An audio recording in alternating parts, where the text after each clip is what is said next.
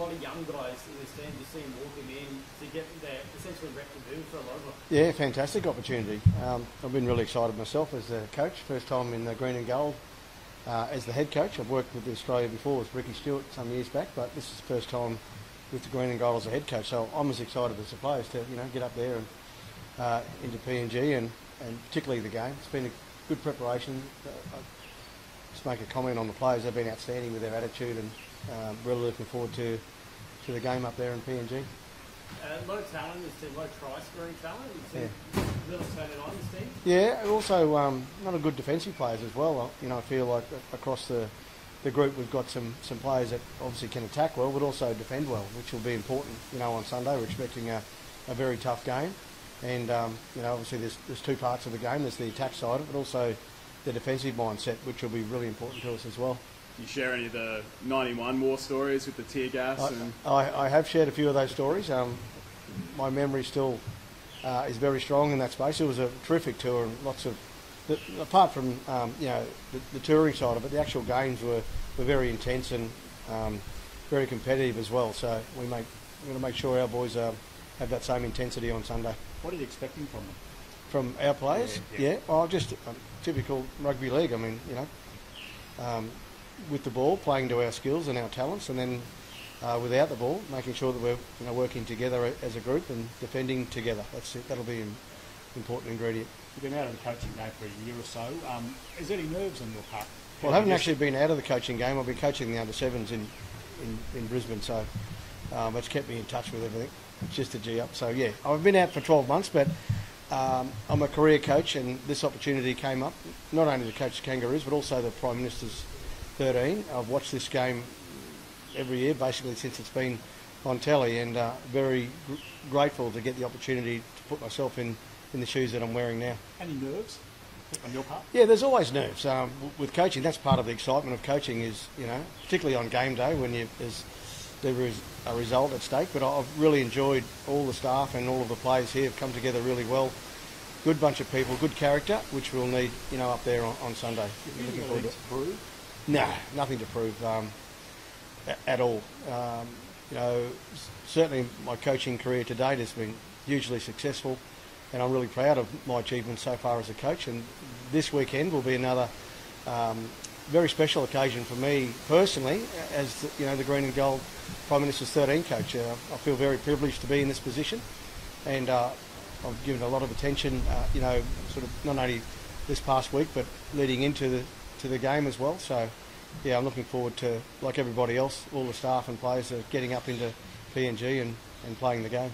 Kevin, how are you going to prepare some of the debutants in the team who've never been to PNG before, and the fan and the crowd reaction? I remember scenes of hats being pulled off players as they exit buses. Yeah, well, we're very fortunate. We've got some staff and players who have experienced Papua New Guinea, and the excitement that they have, as a nation is just something else. It's their number one sport, so we're very much understanding of that, and passed on some learned experiences from staff and players from previous years. But it's a very exciting time for our players to be going into this situation. It's like nothing else, and I can remember way back to 91 when I first toured Papua New Guinea with the Australian side. It was a wonderful experience, and I expect our players to receive the same experience. It's nothing but good memories. Have you been checking in on Reece's celebrations? Will it be all right to board the plane? We've left Reece alone. I think he's doing his nails this week, and he'll get ready for the Kangaroo tour next week. This week the focus has been on this Prime Minister's 13 squad, and I've really loved backing in the coaching environment, working with our elite players. It's good fun. I mean, you had him in clubland, but it must be exciting the form he's in to think you being able to coach him over there. Yeah, certainly.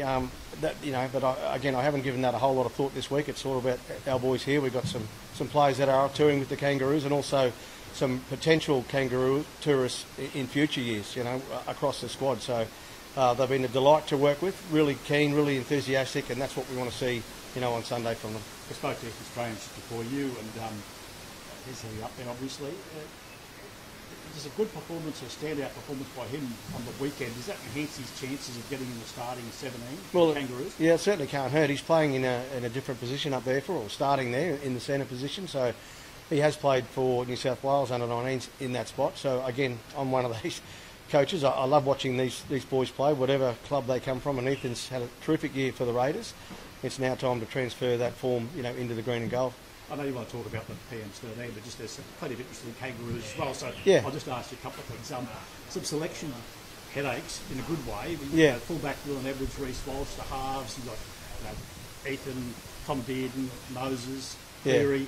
How do you see it panning out? Well, again, that's something that when we hit the shores, of England, or next week even when we get into that focus. But it is a very strong squad. We do have some noise around the amount of halves we've taken, which it's a critical position in our game. We've got 2 hookers, we've got 4 halfbacks. Ethan's 5'8" sort of utility player. We're happy to throw him in anywhere. And across the 3 matches, you certainly need flexibility within your squad. So Ethan brings us that. But we've got some really good talent on our side, and my job as the coach and the rest of the staff and the players to bring that talent to the top for the first test at Wembley. Addo Parr's a great story. Can you talk about the phone call to him? Yeah, well, I can't say too much, except he was, when the Eels got knocked out of the competition, I got a phone call from him not too long after that, and just asking where he's at. And I said, well, mate, anything is possible. He said, I'm going to keep training, brah, regardless. And he did. And he's just laughing, and you could just tell the excitement in his voice that he was very optimistic about his chances of touring.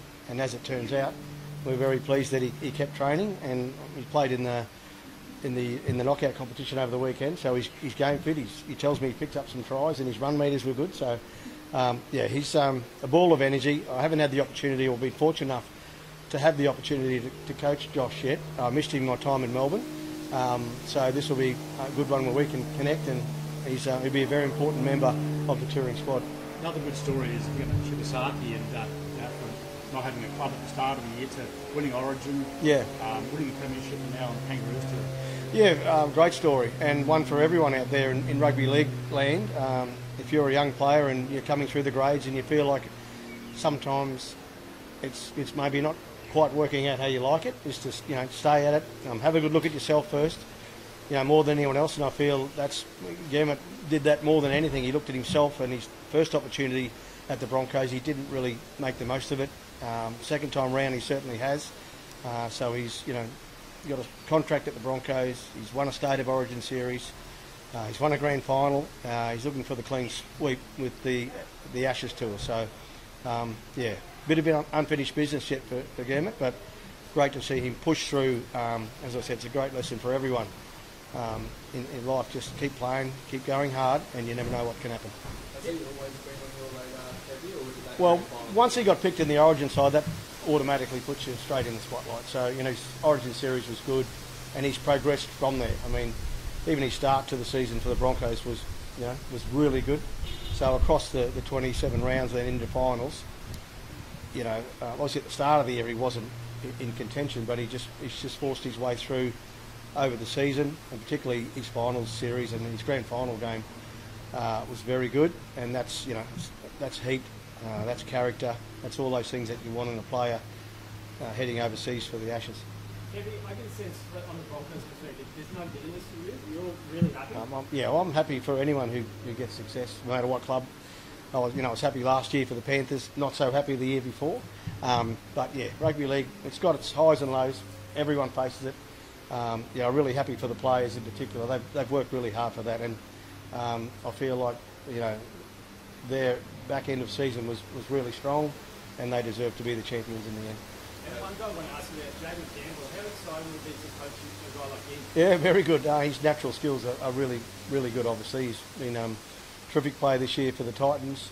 This is the next level up for him, so it'll be good to see how he manages that. Just what I can go on training.